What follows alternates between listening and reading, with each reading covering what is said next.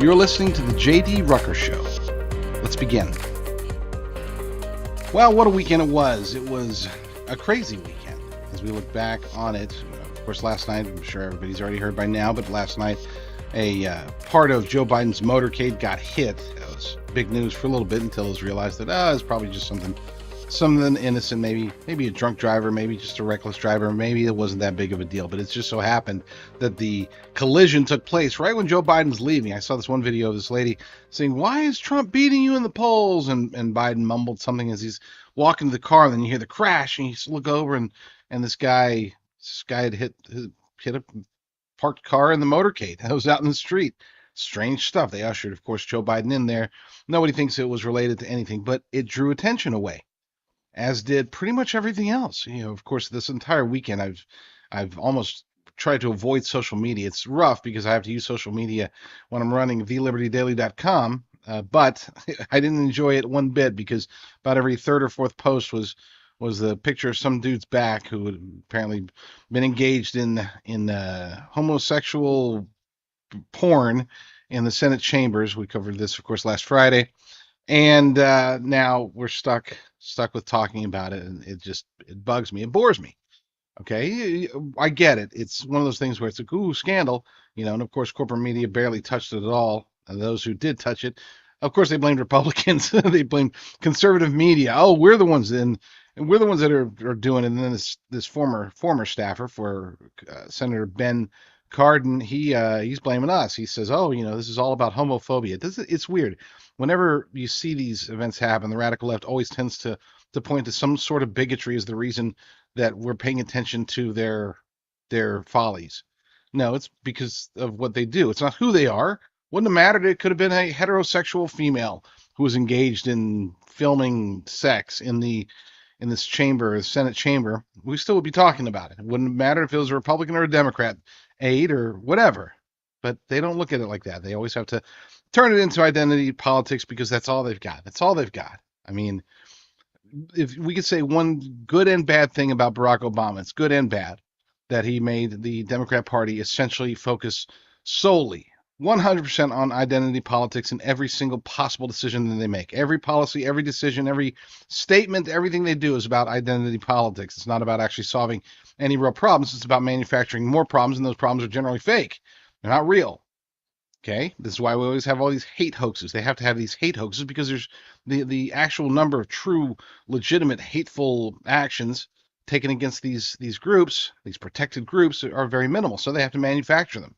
It's all manufactured. It's all a gigantic lie. I don't want to start today off too negative, but man, it really is. We had AmFest. That was a positive. And I'm going to be talking more about that later, actually. I'm going to save that for the second hour, but I do want to talk a bit about these conferences and stuff like that. Those who've watched in the past, I'm not a big fan of CPAC, not for any other reason, but just because CPAC it's really turned into it's just a who's who. It's like, oh yes, are you going to CPAC? If you're not going to CPAC, then you don't get your conservative card renewed. It's like I don't know. I get it, but I don't. I will be talking about it though, because I want to stress the importance of what we have to do. Not just with this coming election year, but also just in general. This isn't about, we've gone beyond the point of being able to try to win on the basis of ideas, not because our ideas are wrong, but because the adversary doesn't go around ideas. They don't try to make it fair and take their ideas versus our ideas. Instead, they like to just pretend like there are no ideas at all. They try to quash our ideas. So there's only one real way to fight it, and that's to make our ideas louder. That means we need to build the base. I'm not talking about the Republican base. I'm talking about the America First, the true constitutional conservative base, the populist base, if you will, whatever, however you want to label it. The base of those people, those of us who actually want to fight for the sake of freedom. We've got a good show today. We got a great show today. And unfortunately, we got to start with Lindsey Graham, so it is what it is.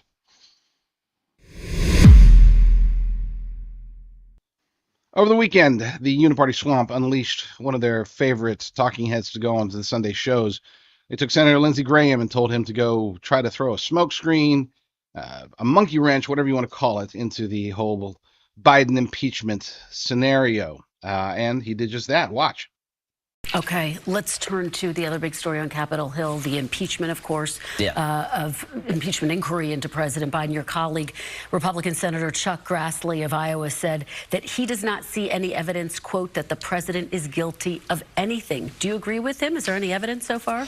You know, I haven't really been paying that much attention to it. They have to prove that President Biden somehow financially benefited from the business enterprises of Hunter Biden. We'll see. Have they done it yet, in your mind? If there were a smoking gun, I think we'd be talking about it. But so let's be clear about two things. Number one, the role of U.S. Senator, the responsibility of a U.S. Senator falls under three categories. Number one, they're supposed to pass legislation. They shouldn't pass as much legislation as they do, but needless to say, they are supposed to pass some legislation. Number two, supposed to represent the interests of the people in the state, the people that they actually directly represent, the people that voted for them. They're supposed to represent those people and their interests. Number three, and arguably most importantly, they're supposed to offer oversight for the executive branch, the extremely powerful executive branch. Our founders knew that if the executive branch didn't have certain checks and balances that enabled them to be held responsible and accountable, that they wouldn't be able to police themselves, as we've seen through multiple presidencies over the years, over the decades. Joe Biden is arguably the worst. And I'll say arguably, I'm going to say demonstrably, he is the worst. He is the most corrupt president we've had in modern history, at the very least, perhaps in American history. And for a sitting U.S. senator, a senior sitting U.S. senator, to say that he hasn't paid attention when the current president of the United States is credibly accused of multiple massive national security crimes, bribery, influence for sale to foreign interests, receiving money from multiple nations, multiple non-government organizations, from foreign bodies, for him to say he's not paying attention, I mean, that is, I'll just say it right now, that is grounds for him to step down. He's lost his touch, apparently. If he hasn't paid attention to the most important news story, the most important development of the day, in a time when there are so many important developments, this is it. This is the most important one. The most powerful man in the United States of America is likely compromised. And a U.S. senator isn't paying attention to that. Step down, sir. Step down. You're not just an embarrassment. If you're not paying attention, you're not just an awful senator. You're a traitor, and you need to leave immediately. But number two, the other thing that we learned is that he's using the good old if I would, could you. I don't know what it's called. It's a tactic. I forgot. There is a name for it. I forgot what I always thought of it. If you would, could you. He's using the tactic of answering questions by saying, well, I'm not saying that what you're saying is false, but if it were true, don't you think this or don't you think that? He says, they're asking him, do you think this? Do you think that he should be impeached? He's like, well, if there was a smoking gun, I think we would all be talking about it.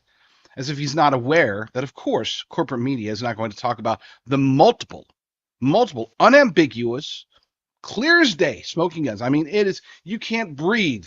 There's so much smoke around all of these guns that are demonstrating that Joe Biden is corrupt, compromised. He took bribes. His entire crime family needs to be behind bars. But of course, corporate media is not going to talk about it because they love him. They hate Trump. They hate Republicans, but they definitely hate Trump the most. And they don't hate all Republicans, at least all people that put an R next to their name. They don't hate Lindsey Graham. They love Lindsey Graham because he's going to run smoke for them, smoke screens for the Democrats, as he's doing right now. Notice he didn't say that I don't think that Joe Biden is this or I don't think Joe Biden did that. He's saying, well, if he did, don't you think that everybody would be talking about the smoking gun? Insinuating that since corporate media is not talking about the multiple smoking guns, they must not exist. In short, not only is he a traitor, but he's hoping, and I think in his heart he truly believes that you and I are stupid. And for that alone, he should step down. And probably a lot worse, he should probably go to jail, because I do believe he is a traitor. So, sorry, Senator. I'm not sorry. The Chinese Communist Party is laughing at us. They laugh at us often, especially over the last three years or so under under Joe Biden, they're laughing hysterically. I'm talking about like deep belly laughs at our actions. And in particular, they're laughing at most of the rest of the world for being so obsessed with climate change. They realize, they know, just as our own leaders know, that climate change, at least the agenda, is a hoax. I'm not saying the climate's not changing. I mean, we have weather patterns, we have changes in those patterns. Yeah, but as far as man-made climate change that's going to kill us in 10 years, 20 years, whatever, 5 years, 3 years, depending upon which cult member you listen to, they know it's not true. Our own leaders know it's not true. But still, we're perpetuating the scam for the sake of effect, for the sake of advancing the globalist agenda. And meanwhile, China is laughing at us. But every now and then, they will take advantage of our national obsession with climate change and really Western society's obsession with climate change. And they'll take advantage of it when they can use it to harm us. There's a story over at Daily Caller by Nick Pope. You can find it. We have it cross-posted with permission, of course, over at discern.tv/food-un. I know it's long, but you can go there. Check it out. discern.tv/food-un. Here's what's in the latest food report from the UN body run by an ex-CCP official. The United Nations Food and Agricultural Organization, an agency headed by a former Chinese Communist Party official, issued a Sunday report calling for decreased meat consumption in developed countries and other sweeping changes to agriculture in order to fight climate change. And we've seen variations of this over, it seems like every single week, every couple of weeks, some agency, some globalist organization, some oligarch, okay, some technocrat is out there saying, well, we need to reduce our meat consumption here in the United States and in Western society, especially beef, because beef is bad. Beef is killing, somehow, some way, animals have been on the earth for all this time, and yet now they're killing us with their farts, allegedly.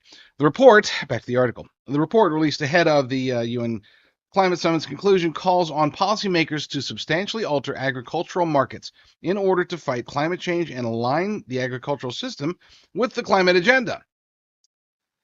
The FAO is led by Q Dong-yu, the CCP's former Vice Minister of Agriculture and Rural Affairs, who has been accused of using his post at a global institution to advance Beijing's specific interests. And here's a quote from the FAO report.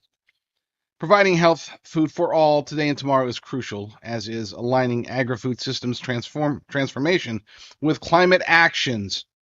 Agri-food systems should address food security and nutrition needs, but food shouldn't just feed people. There's a big but there. But they host a large number of actions aligned with mitigation, adaptation, and resilience objectives. Simultaneously, the climate agenda could mobilize climate finance to unlock the potential of these systems and drive their transformation. In one paragraph, okay, they were able to throw out they laid out the entire game plan.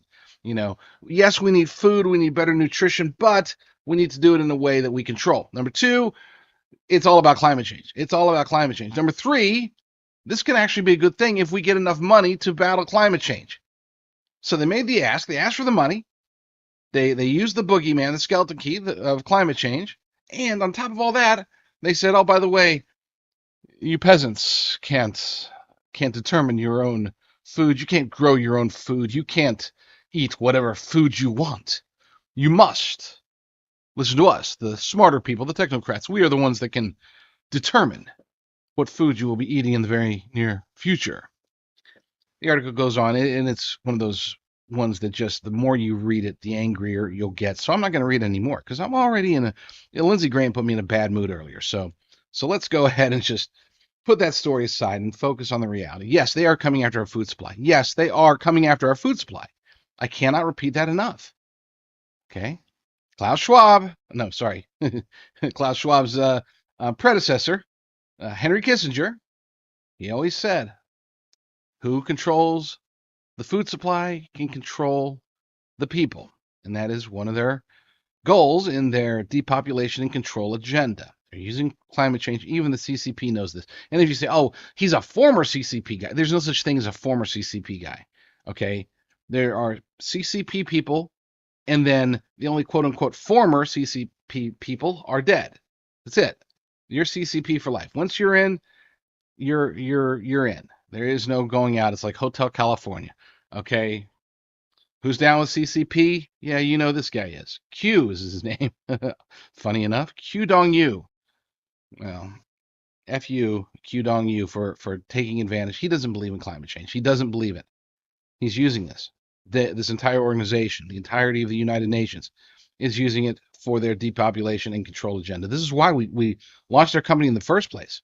Okay, I'm not going to do a pitch, but I will say, now if you're watching this before Christmas, now is the time, okay, to take advantage of it's the best discount we ever had. We're never going to have it again. I can almost guarantee it. I don't want to promise you. You never know what's going to happen. But we are, for the first time ever, offering a 25% discount by using promo code ONETIME25 at wholecows.com. Wholecows.com will help you to eat better, not just today, but also in the future. Ribeyes, New York strips, tenderloins, high quality, freeze-dried, long-term storage, 25 years shelf life, all American, all Texas beef. So check it out, wholecows.com, promo code ONETIME25, because they are. I mean, period. Look, hopefully, Lord willing, my audience, the vast majority of you already realize that they are coming after the food supply. They've been coming after the food supply for a long time. They're in the process of attempting to use food to absolutely positively control us. It's not just through inflation. It's not just through shortages. They're trying to control every aspect of our diet. They're trying to make it to where we'll only live in our 15-minute cities. We won't have any choice about what foods we eat, and none of it is going to be good for us. It will be genetically modified. It'll be crickets. It'll be lab grown. It'll be something that was born in a petri dish and not a pasture. That's not what I want to do. That's why we launched our company in the first place. But make sure that your friends are aware. Make sure your relatives are aware. Because I get the feeling a lot of people just don't know. I mean, they just don't get it. And I understand that if they're watching Fox News or CNN or whatever. But for those of you who are watching or listening to me, when there are others out there that are saying it, but me in particular, you will know that yes, the food supply is under attack, and there's no help at the end of the tunnel. Okay, it's like you learn how to take care of yourself, take care of your family, start stocking up, plant your garden, get your chickens if you can.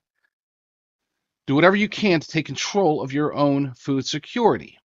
Stock up, because there is going to come a time when a whole lot of people are going to wish they had. And you don't want to be one of those people, because that's, talk about gnashing of teeth, just not gnashing it on steaks like we will be.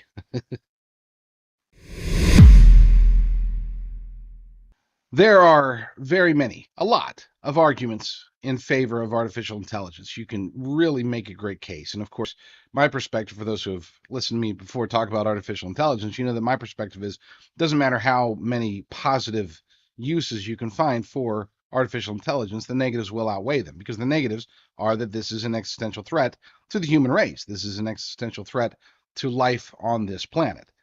And that's not hyperbole, that is reality. And I'm not talking about just from a Skynet, Terminator perspective. There are a lot of reasons for us to be concerned about artificial intelligence, and for us to essentially hit the brakes permanently. Okay? I mean, seriously, I know it's not going to happen. It's wishful thinking to believe that artificial intelligence isn't going to emerge, that it's not going to become transcending in this planet. There have been many movies talking about it. We are at that stage in human existence where the science fiction is going to become reality very, very, very soon.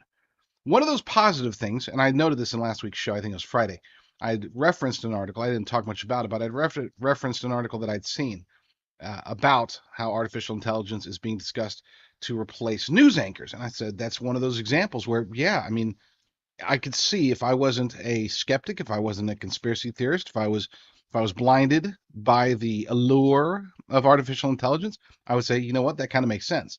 You could have opinion people and show hosts that are asking questions and offering their perspectives and commentary and all that stuff. But when it comes to news, technically speaking, one would think that you could actually improve on news reporting by letting artificial intelligence just simply take the facts and regurgitate them in an easily digestible format for humans. Using artificial intelligence to write articles, for example. That is another one where you could say, technically speaking, as long as you're transparent about it, as long as you're not pretending like Sports Illustrated was pretending that they were making up fake names for these AI bot people, they're actually pretending like they were actual reporters that were reporting on these things, despite the fact that they were not. They were completely artificially generated, whatever. Yeah, as long as you're transparent about it, I don't see anything wrong with that. Again, I have to be crystal clear. Everything is a slippery slope when it comes to artificial intelligence. It really is. I mean, anything that you start to, oh, that's not so bad. Maybe I could just do this.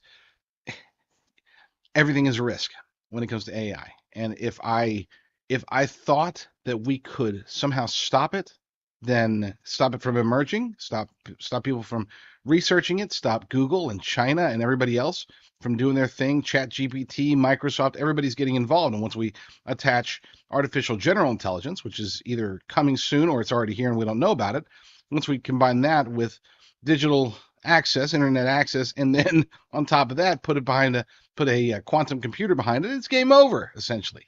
We will then literally have our artificial intelligence computer overlords. And who knows, smarter people than me have made the connection between artificial intelligence and end times prophecies, but that's for another day. We'll discuss that some other time. For now, I want to talk about this one specifically about Los Angeles-based TV channel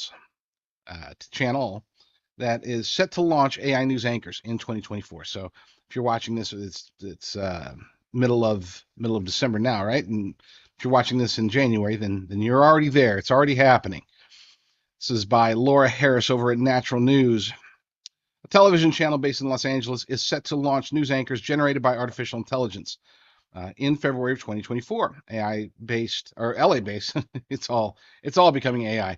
The Los Angeles-based Channel One will be debuting these digital humans, a mix of digitally created avatars and quote-unquote digital doubles created by the channel by next year. The Daily Mail reported. These digital news anchors will be reporting news updates on global events. They will also be featured in free streaming TV platforms. Adam Mossam, Channel One's founder, said news reports will come from trusted official sources like public records and government documents in partnership with undisclosed legacy news outlets, commissioned freelance journalists, and AI-generated news reports. The digital news anchors will then report the news on air. Mossam added that Channel One seeks to provide viewers with a personalized news experience similar to the popular social media app TikTok. Oh, yeah. Throw AI in with TikTok. Let's just surrender now, folks. Okay, we're going to be speaking Mandarin at any point. The app is designed to adapt to users' preferences over time, learning their habits and interests, whether it's financial news, sports, or other topics. Channel One will also use digital double anchors to replace the voice and mouth movements of people in news stories with an English translation. Holy cow! Deep fake translators. Awesome. This, in turn, will transform local news stories into an accessible format for international audiences. If we can generate, and this is a quote from Mossam, if we can generate 500 stories and choose the right line, 9 or 10 for you, then we're going to do a better job of informing you and showing you what you're looking for in your allotted time. Now, there are some very clear risks with this, but the biggest one, according to Laura over at Natural News, is the risk of fake news. As she puts it, media professionals and critics expressed fear over the development, voicing out potential consequences that could befall the dying news industry. And here's a quote from Kristen Ruby, CEO of the public relations firm Ruby Media Group. She says, if you believe in the concept of fake news, you have seen nothing. At least your news is presented by humans. When AI news anchors replace human news anchors, the concept of fake news will have a totally different meaning. BC Today reporter Alec Lazenby denounced the utterly terrifying idea of having AI news anchors. While the development of an entirely AI-powered broadcast is beyond impressive, it could have huge ramifications for an already depleted news industry and accelerate the loss of high-quality reporters and anchors. Like I said, there's some positives to this stuff. No, I'm just teasing. Look, local news, national news, corporate news, news in general. Okay, anything that's dying is a result of their poor judgment, and this is not a solution for it. Artificial intelligence is not the right solution, not just because of the fake news risk, but because it does, it puts in the biggest risk, in my humble opinion, which is to subtly propagandize us, to subtly gaslight us. Now, if you think that it's bad enough and it's already happening, you're right. If you think that it's as bad as it can get, you're not even close. Artificial intelligence will learn and be shown by humans how to start manipulating us in ways that we have no idea. We don't see it. We can't hear it. It's just there. It's pounding on our minds. I won't be watching it. That's for sure. Not because I'm concerned that, oh, they're going to indoctrinate me to suddenly, drink oat milk instead of regular milk. No, I'm not concerned about that. It's because there are going to be ways that they're going to get into our heads. Period. Okay? Through the visuals, through the audio, through a combination of the two. It won't just be simple, false reporting. It'll be sneaking in other aspects through technology, right? Stuff. We're talking about DARPA level stuff that's going to be utilized. I guarantee you, they're already working on it. They're already doing it, probably. Okay, this just enhances the ability for that to happen. I forgot the name of this movie. There's a movie from the '80s, and no, not They Live. There's a different movie from the '80s. Oh, Scanners, or no, it wasn't Scanners. Obviously, I forgot the name. Gosh, it's old movie. Anyway, I'll try to find it during the break, and we'll see if we can highlight that. But it was terrifying because it did talk about the ability to manipulate people, and oddly enough, presciently enough, through basically taking deepfakes. They would take the actors or the news anchors, and they would be able to scan them and then generate them artificially so that they can be made to say whatever they want. The whole idea behind deepfake technology combining with artificial intelligence, which people like to say AI deepfakes, it's one driving the other. It's not the other way around. It's not one and the same. In other words, artificial intelligence has unlimited applications. One of those applications is to be able to generate deepfake videos, right, and audio simultaneously. This is a huge risk. But then once you combine the actual, that's with us humans giving an input to this tool that can create the deepfake. But once you have artificial intelligence actually driving the deepfake messaging, actually putting the words, but also the sounds, the enunciations, the subliminals, that's where it gets really just truly terrifying.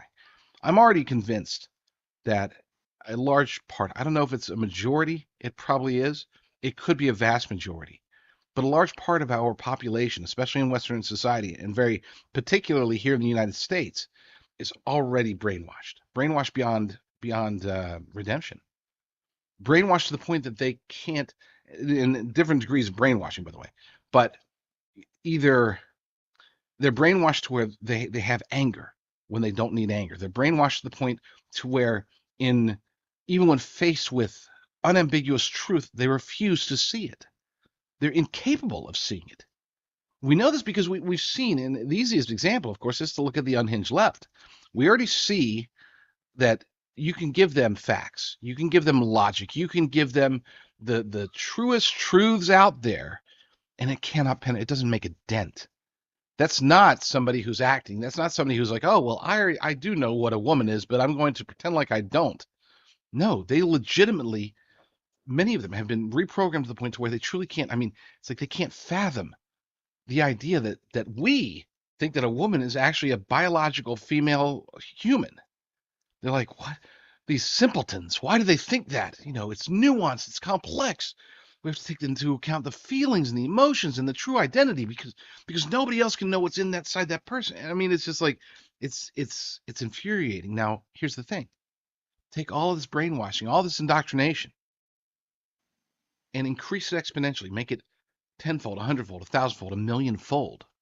That's where we start getting into what the possibilities are for indoctrination, for brainwashing, utilizing artificial intelligence that is driving artificially intelligence generated news reports, education. It starts here. What's next? Education?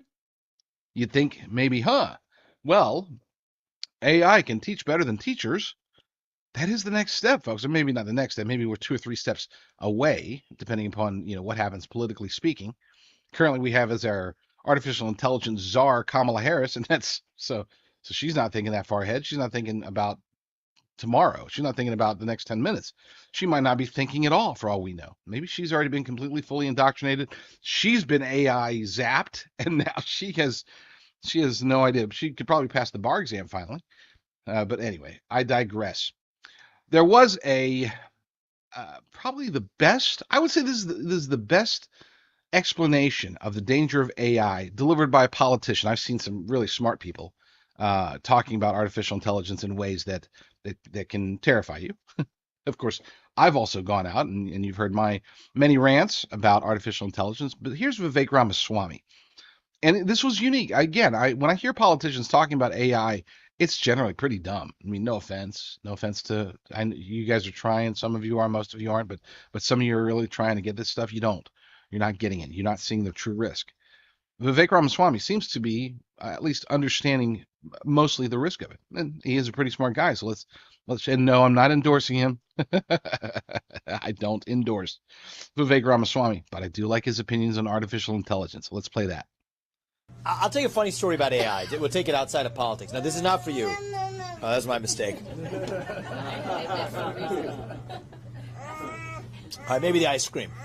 What do you say? Should we give him a bite? He didn't want. I did. He wants more. Nice. So we'll take it outside of politics, then I'll bring it back in to see what's going on with AI. Anybody here a tennis fan? Yeah. I like to watch tennis. So my first job was actually as a ball boy at this tennis tournament in Cincinnati. And then I got a promotion to being a line judge when I was in early high school, like 9th grade or so. So as a human line judge, you make the line calls. It's not done that way anymore. It's all done by AI. They predict where the ball is going to land. So back when I used to be a line judge, the funny thing is, it was all the rage where players used to argue with the line judges over the call, John McEnroe and everything else. Something funny happened. When the AI started making the call, the first generation of the AI, it was so bad that you could literally see it with your eye, that it was like a bad call. But the funny thing is that the players stopped arguing with the calls. So why do I bring that up? The biggest danger of AI is actually the human response to it. And I don't mean to get too philosophical, but I think it's actually important. You asked a deep question. I want to give you a proper answer.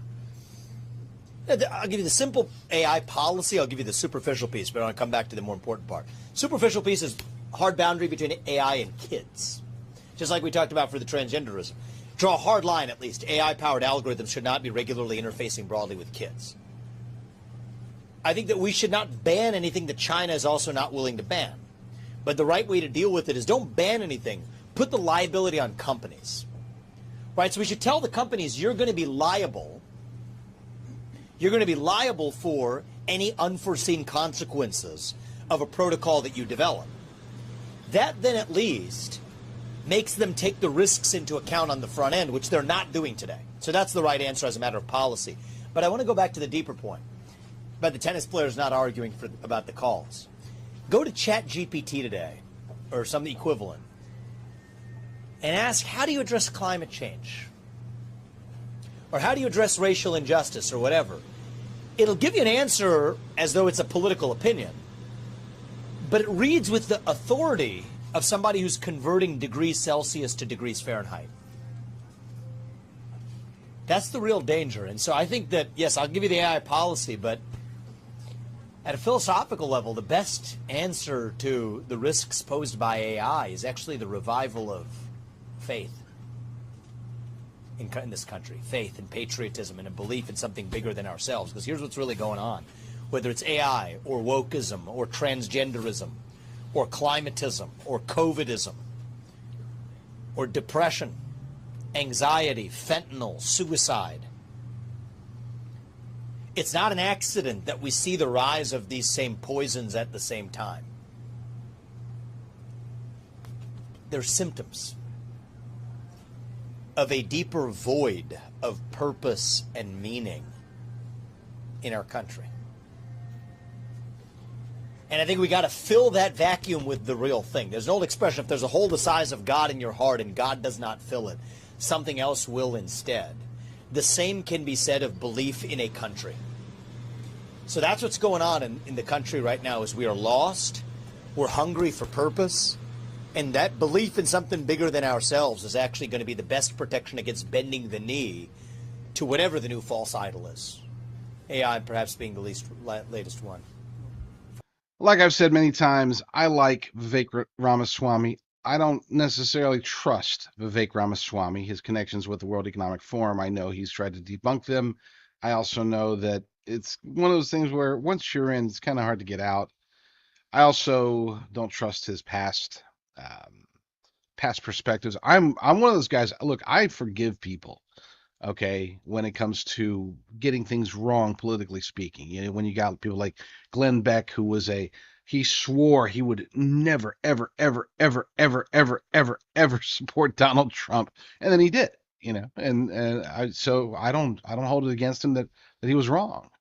Okay, there's nothing wrong with that, and I also know because here's the thing: if you're like, oh, you got to be ideologically pure your entire life, why would you support Donald Trump then? I mean, this is a guy that was in favor of partial birth abortion. This is a guy that was in favor of assault weapons bans. This is a guy who figured it out later in life that he needed to allow his perspectives to evolve. So bottom line, when it comes to Vivek Ramaswamy, it's not that I don't think that he could have evolved. I'm just not sure if he did. Okay.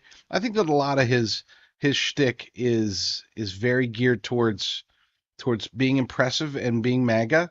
And he sees that as a pathway through which he'll be able to achieve his life goals, whether it really is that he wants to be president of the United States or if he wants to be in the cabinet, or what I think is the most likely is that he plans on parlaying this into a very important and powerful media career of some sort. Okay, after the primaries, after he's out, if he doesn't get a cabinet position, and again, I don't even know if he wants one, but whatever it is, you can say what you want about his desires, his dreams, his ambitions. But you definitely have to acknowledge the dude's smart. He's wicked smart, and he knows what he's talking about here in the case of artificial intelligence. Now, I would draw the line, obviously, if I were running for president, I would draw the line at not just, regulate it for kids, and I would try to put an end to it altogether. Again, we're talking about an existential threat, in my humble opinion. So no, it's not like, well, we need better regulations. We need to make sure that the companies that develop it, they're held accountable. Okay, well, you all can sue this company because they developed the artificial intelligence that now rules over the planet. Yay! No, I take a bit more of a bullish approach to wanting to put an end to the advancement of artificial intelligence, but then again, maybe I'm in the minority. So this next story is going to probably seem like a sort of a repeat from last week, but it's not. This is a story about Nikki Haley, and last week I covered how the polls are manipulated to try to boost her up, and we're getting further confirmation of that, and thankfully, more people in conservative media are starting to catch on to that fact. That's a good thing. For clarity, when it comes to Nikki Haley, I do consider her to be the worst potential Republican nominee in my lifetime. Yes, worse than George W. Bush, worse than John McCain, even worse than Mitt Romney. She is that bad. She is a neocon, hardcore. I mean, Dick Cheney in high heels might not do her that moniker might not do her justice as far as her charisma, her personality, or whatever. It's just not there. It's just not. I don't trust her at all. Okay, there's certain people in politics, vast majority, that I don't trust. I take my trust level of her to the lowest possible level. That's how bad she is. She really is that horrible. And I, if I'm forced into Ron DeSantis, fine. I don't like him, but I would vote for him over Nikki Haley any day.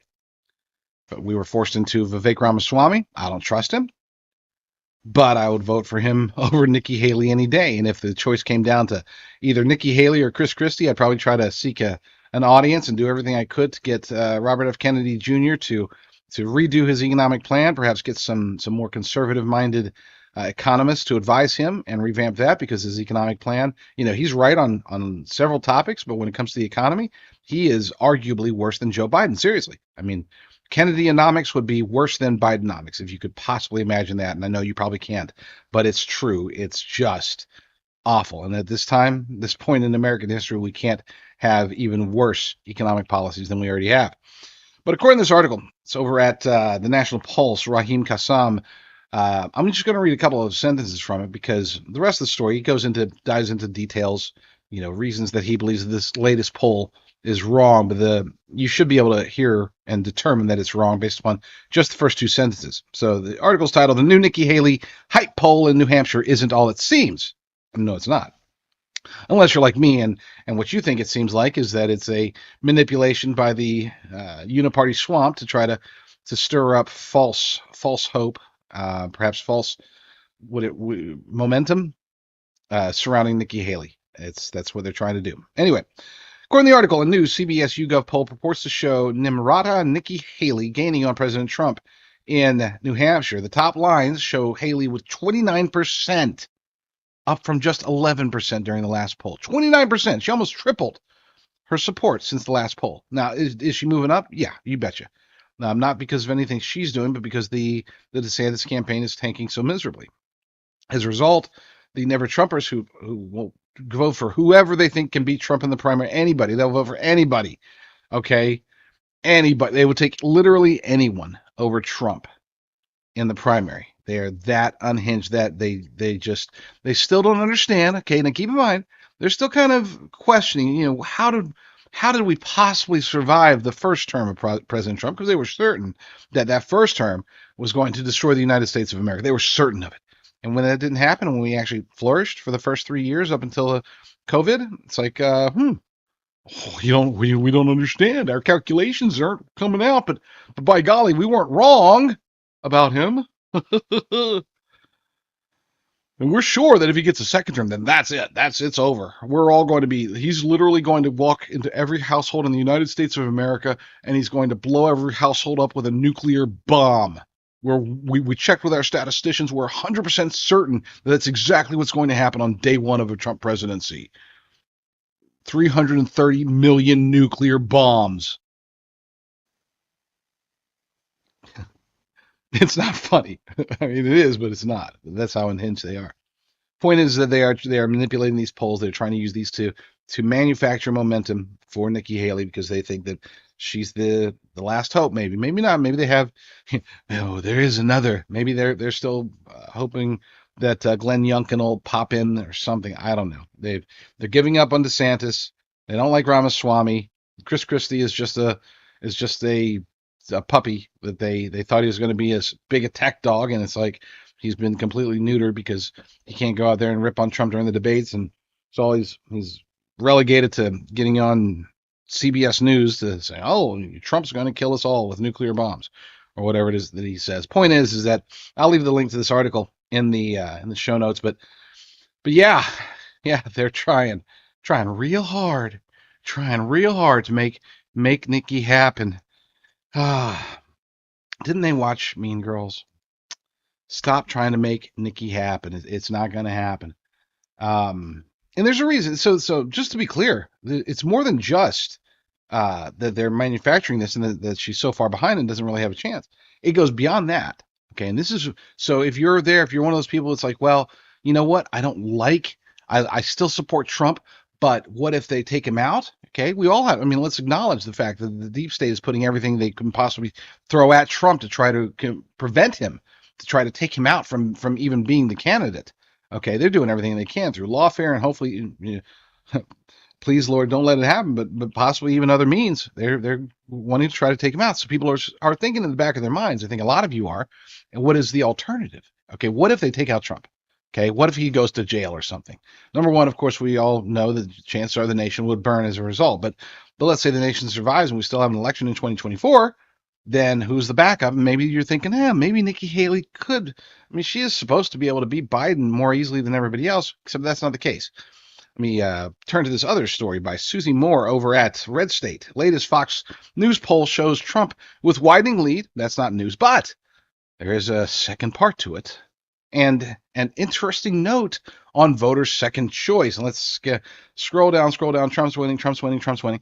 Okay, now, when asked, this is asking Trump supporters, asked their second choice, the top picks among Trump supporters, or DeSantis with 50%. So if Trump gets taken out, DeSantis allegedly will get half of the Trump voters on his side. Number 2 is Vivek Ramaswamy, Mr. MAGA, wannabe better MAGA than Trump. That's how he positions himself. He's coming in at 20%, and Nikki Haley's coming in at 14%. She's not even. There's 86% of Trump supporters consider her to be their second choice, their backup choice. How many of those people would go to RFK Jr. instead of Nikki Haley? How many of those people might even just say, you know what? No, we're just not going to vote at all. I would say a lot of people would. If Nikki Haley were to become the nominee, then I believe that Joe Biden or whichever Democrat they slide in there instead of him will beat her. They're trying to position her as the one that is most likely to beat Joe Biden. That's not true. It's the exact opposite. She is the one that would lose the most handily to Joe or Michelle Obama or Gavin Newsom or whoever else they throw up at us. She might be able to beat Kamala Harris. Okay, I think she could probably beat in a Nikki Haley versus Kamala head-to-head battle. She probably could beat Kamala, but I think she would lose to Joe, despite all of his dementia problems. I think that she would lose to. I know she would lose to Michelle Obama, and I know that she would almost certainly lose to Gavin Newsom. Both Obama and Newsom are extraordinarily talented campaigners, orators. They've got deep state and all sorts of things behind them in ways that's what props Joe up. But that's a whole other discussion for another day. Point being is that no, don't think that Nikki's the best second choice just because you think that she has a good chance of beating Joe or anybody else. It's actually the worst. Now, let's finish this segment off with this is actually, it's funny because I got this from Zero Hedge, but it's actually from the Epoch Times. Austin Alonso over there. Haley's top backers include Democrat donors, Silicon Valley billionaires. And I would say most of you know this, but for those who don't, let's go ahead and just throw this out there and let's use this as the nail in the Nikki Haley political career coffin. Republican presidential candidate Nikki Haley is racking up endorsements from key conservative fundraisers ahead of the 2024 primaries. She already has solid backing from wealthy donors in Silicon Valley, including those who typically donate to the Democrat Party, as well as her network of political action committees. Sounds strange. According to the FEC filings and her campaign's spending ahead of the Iowa caucus, the former United Nations ambassador, her main political action committee is SFA Fund, Inc. However, Ms. Haley is also linked to 2 other super PACs and a 501c4 organization. Stand for America. That's the big one. According to the IRS, okay, here it is. According to the IRS, no, that's not it. Where's the part? Where is it? I lost it. It was. I think I picked the wrong article. Well, listen, it's okay because I already know what it's supposed to say or what it should have said. It should have said that the bad guys, the worst guys out there, we're talking about the rhinos, we're talking about the so-called independents, we're talking about the I guess you could say the non-radical Democrats. They're all flocking to Haley. And I'm not talking about the voters. Keep in mind, as I've already noted, the voters aren't going to flock to her. But the money people, the people that are bundling the donations, the people that are going out there and giving big money to these PACs, they're the ones that they were all Team DeSantis. Still, like, whoa, wait a second, this guy doesn't know how to run a campaign. How's he going to be able to beat Trump? How's he going to be able to beat Biden? We better seek somebody else. Oh, look, Nikki Haley's surging. Let's go jump on that bandwagon. Anybody but Trump, anybody but Trump. Again, JP Morgan Chase, okay, Jamie Dimon, Larry Fink over at BlackRock. Just that alone, the fact that not only are these 2 that we know of and likely other globalist elite cabal financiers, not only are they backing and encouraging other uber rich backers to back Haley, they're endorsing her and going to meet with her. But the worst part is this. She's taking the meetings. She's going to them. She's saying, guys, whatever it takes for me to win, I'll do it. You guys tell me what you need me to do, what you need me to say, and I'll do it. Just help me to win. I don't have that as first-hand knowledge. I don't even have that as second or third-hand knowledge. I just have an intuition for such things. And that's why she's taking these meetings. And that's why after these meetings, they're saying, hey, guys, let's get behind Nikki Haley. You really think they're going to back a Republican? Why would they back a Republican who supposedly is going to work against their interests? They wouldn't. They would only back a Republican that they believe that they can control. And they can control Nikki Haley. Spread the word. Make sure everybody knows that. So this next story is a bit, I wouldn't say too personal, but there's a little bit of a personal aspect to it. The Florida GOP chair, Christian Ziegler, was accused of rape a couple weeks ago. He's currently under investigation. The Florida GOP voted to basically strip him of all his power, all of his salary, and then they're about to vote to see if they want to eject him. Now he has gone to them and said, "Hey, look, innocent until proven guilty," and all this stuff. There is a slight personal connection here. I did work with Mr. Ziegler on a project fairly extensively. It lasted a few months, but I worked with him. It's been over a decade. I don't know, 09, maybe 2010, somewhere around there. And I got to know him very well. Yeah, I never got to meet Bridget, his wife, but I don't think I did. Anyway, but I did. I worked with him a lot, and I think I got to know him pretty well. I've been watching his career. He's been great. He's been great other than this whole weird shenanigans. Up until that point, he's been one of the strongest Republican state chairs out there. He's been one of the biggest reasons that they have been able to do so well to gain so many Republican voters compared to Democrat voters. But now he is in big trouble.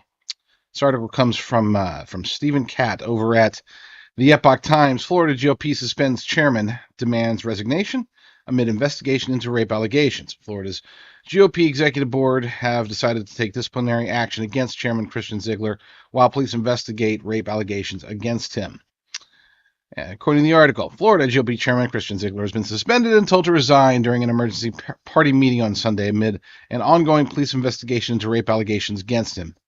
Mr. Ziegler has been accused of rape by a woman with whom he and his wife, Bridget Ziegler, reportedly had a prior consensual sexual relationship.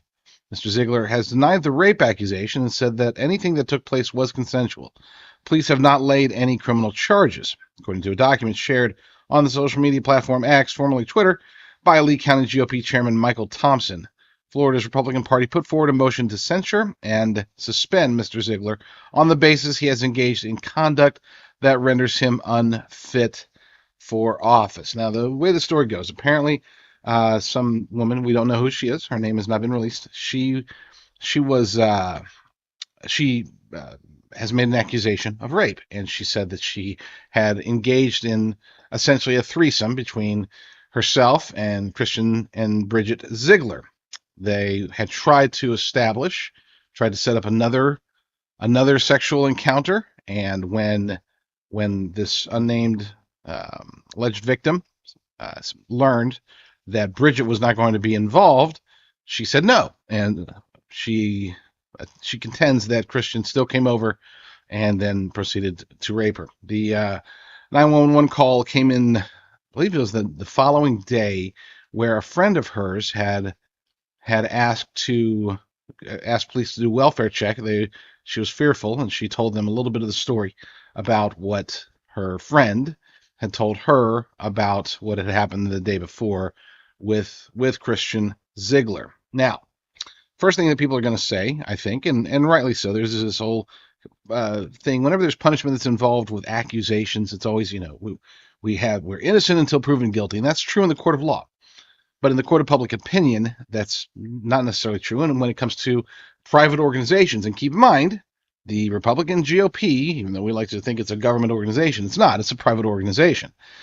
As a private organization, they do want to maintain a certain level, obviously, of integrity. And so, on one hand, you've got these accusations that do seem to be they're hanging over the party a lot. They're definitely hanging over Christian Ziegler A lot. Now keep in mind, the Zieglers have not denied that they know the woman. They have not denied that they had sexual contact with the woman. Christian is denying the rape accusation. Fine. But there's still the impropriety. I mean, let's face it, we're as the party of family values, as they used to call us, back in the 90s, Republicans are supposed to maintain a certain degree of decorum, I guess you could say, when it comes to sexual. And I don't get into anybody's business when it comes to whatever they want to do. I know what the Bible says. I know that what I do in my life and stuff, but I don't necessarily judge people for that. But here's the thing: as the chairman of the Republican Party, okay, going into an extraordinarily important election year, being the chair of arguably the most important state during an election year, the most important state in the nation, being Florida, I would also call on Christian to step down, to resign, with the understanding that, hey, if he's cleared, if this is all proven to be bogus and he's cleared completely, then he can make a play at it again. I'm a little. It's one of those situations where I'm not sure if they censored him for the sake of trying to get him to out. I don't know the circumstances. I don't know if they went to him and said, "Hey, why don't you step down? We don't need this hanging over us." And he said no, so then they censored him. If that's the case, then so be it. But otherwise, I think it's a foul move to go down this road. They should have sat with him and said, "Look, if it were me, I would have sat with him and I would have said, we're going to get rid of you, at least temporarily, while you sort this out. You get it sorted out, fine. You could make a move and try to get back in as the state chair. Could even be a feel-good story about false accusations and yada yada yada. Who knows? But if you don't step down, then we will remove you and we'll censor you, and this will ruin you. You can do the right thing here and say, look, in light of these accusations, I need to put my full attention towards clearing my name, and I don't want to be a distraction for the party. This nation is more important. This nation and this state are more important than my personal ambition. So I'm going to step down for now, and I will hopefully, Lord willing, be back. And after I clear my name, I'll come back and we'll do it all again, and we'll be stronger as a result. But instead, we're going down this road of punishment, of begging. I heard rumors that he had actually gone to the meeting and spoke at the meeting, the emergency Republican meeting down there, and said, "Hey guys," basically made kind of like a mafia offer. "Hey guys, I got a whole lot of donors. The donors are saying that if I can get my name cleared here, everything's still working out, that we're going to donate a lot of money to the GOP." Huh? Oh gosh, that was a terrible accent. And I don't even know, is there mafia working down in Florida? I don't know. It's been a long time since I've watched Goodfellas, but you get the idea. I'm not crazy about it because, like I said, I mean, I don't consider him a friend. I haven't spoken to him in probably 12, 14 years, but I was a friend. I was an acquaintance. We haven't really kept in touch. So but I do like the guy, or at least I did. So it's hard for me to say, yeah, he should have stepped down, based on this. Hey, listen, if there's just some blind rape accusation and it's like, oh, I don't even know this woman, okay, benefit of the doubt, right? But in this case, he knows the woman. He was involved with his own wife in a whatever you want to call it, a risque sexual relationship with another woman. I'm okay with just letting him go.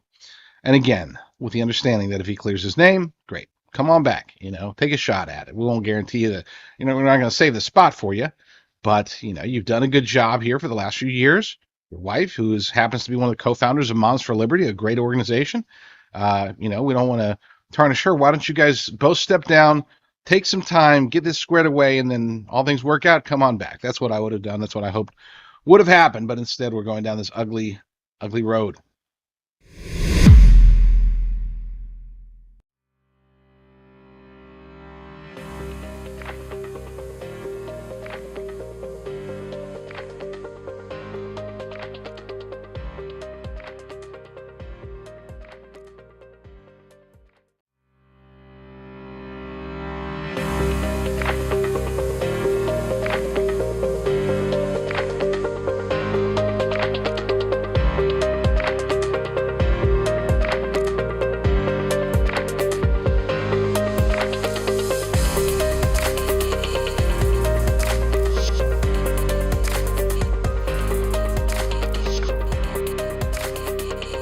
I'd made a prediction almost immediately after the October 7 attacks by Hamas against Israel.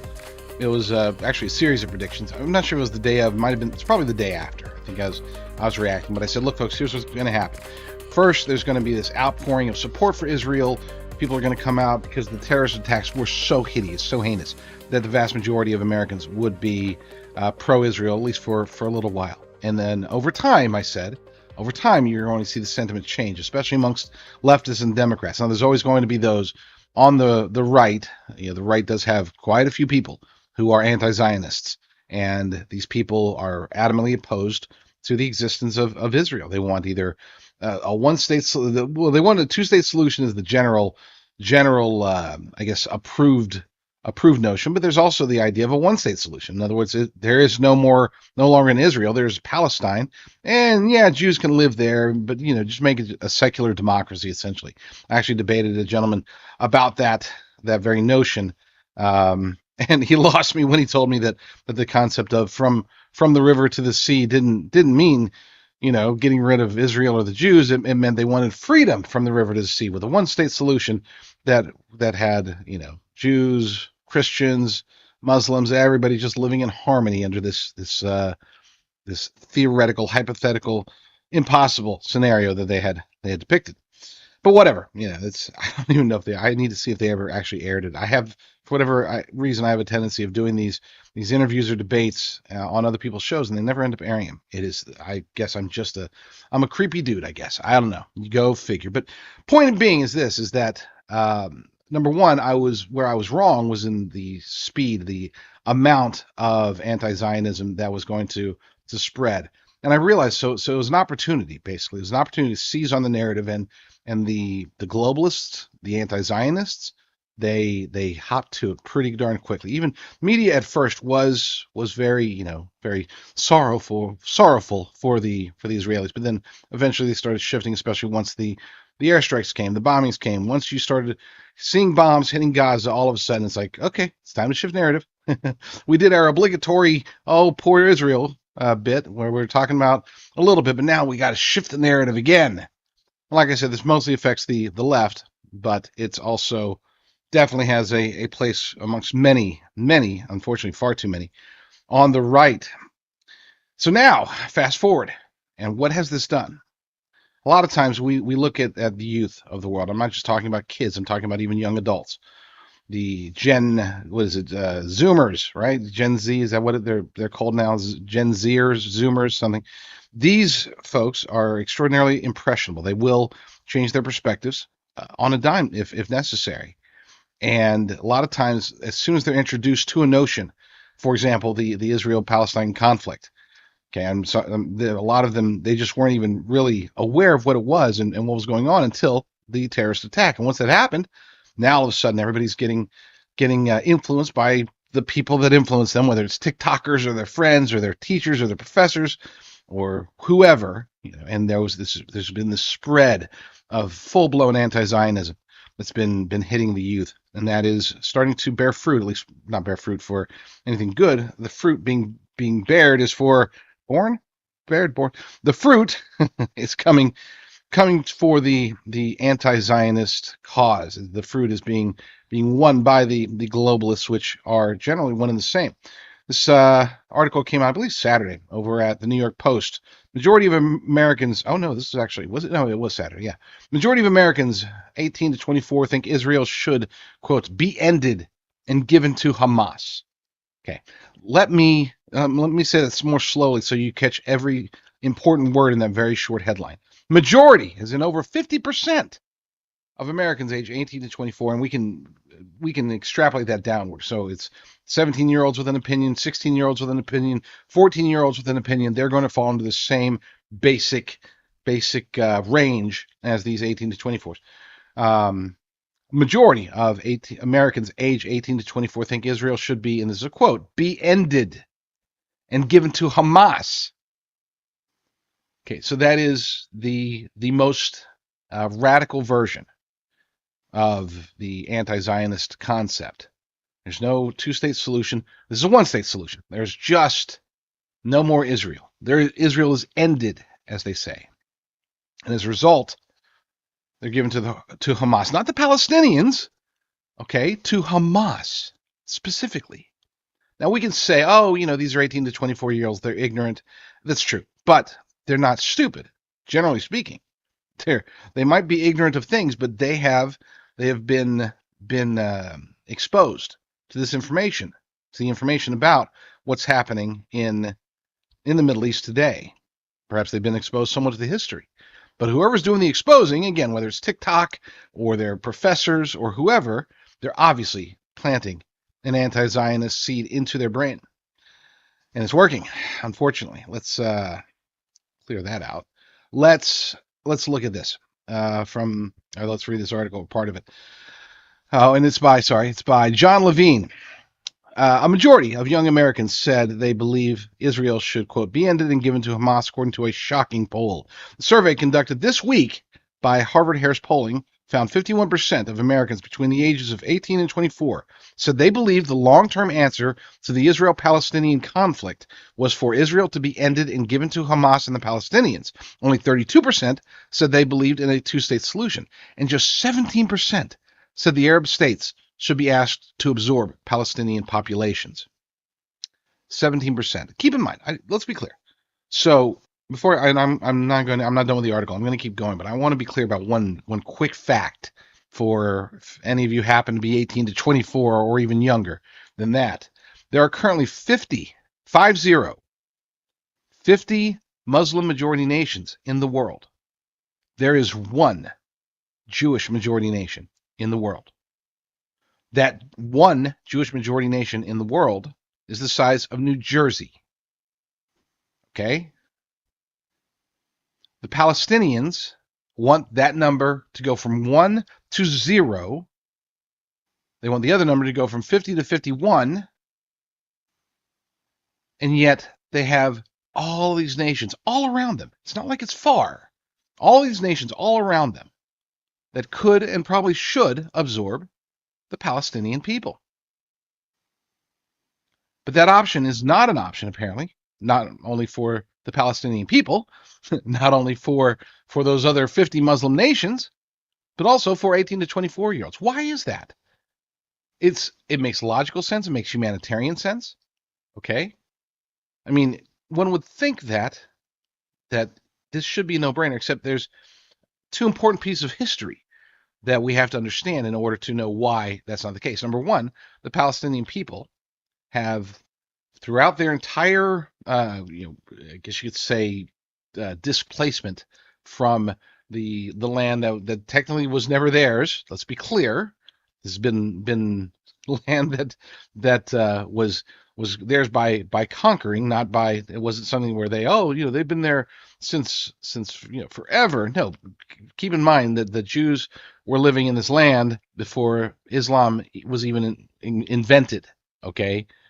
Long before Israel was even invented. I mean, we can go back to King David around 1000 BC. So we're talking nearly two millennia before the invention of Islam. But hey, that's just numbers, right? Let's get back to the article. Oh, and then the second thing to understand as far as history goes is that in the past, whenever the Palestinians did go, they were in Egypt, they were in Jordan, they were in all these various places, Lebanon. There was always trouble.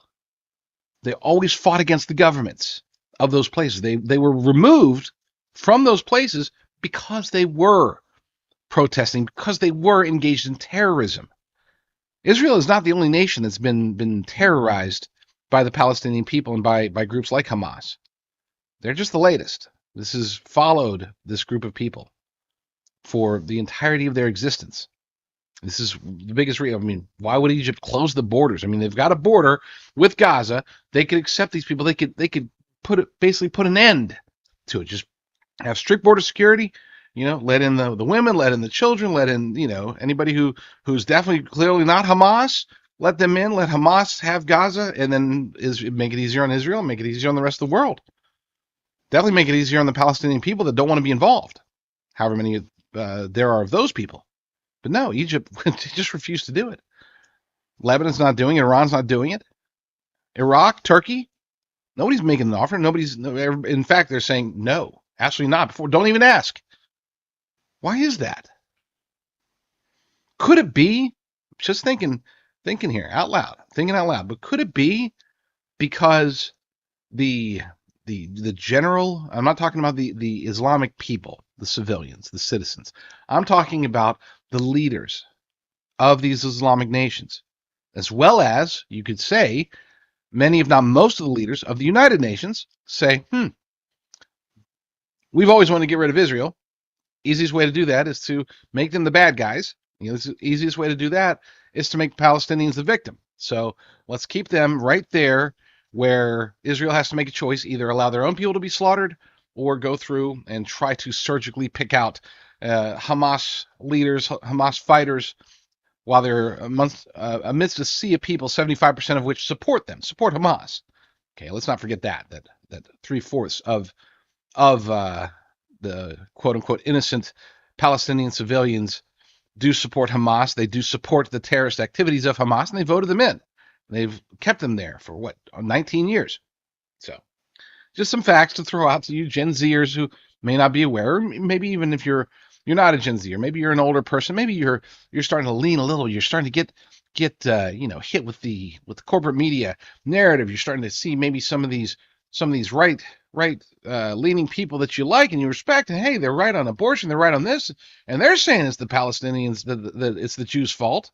So maybe, look, check the history, look at what's happening. I'm going to play a video here in a bit that should hopefully open your eyes even further. But my intention, I pray that some of you will listen and understand the reality here. And let's be clear about one other thing before I move on.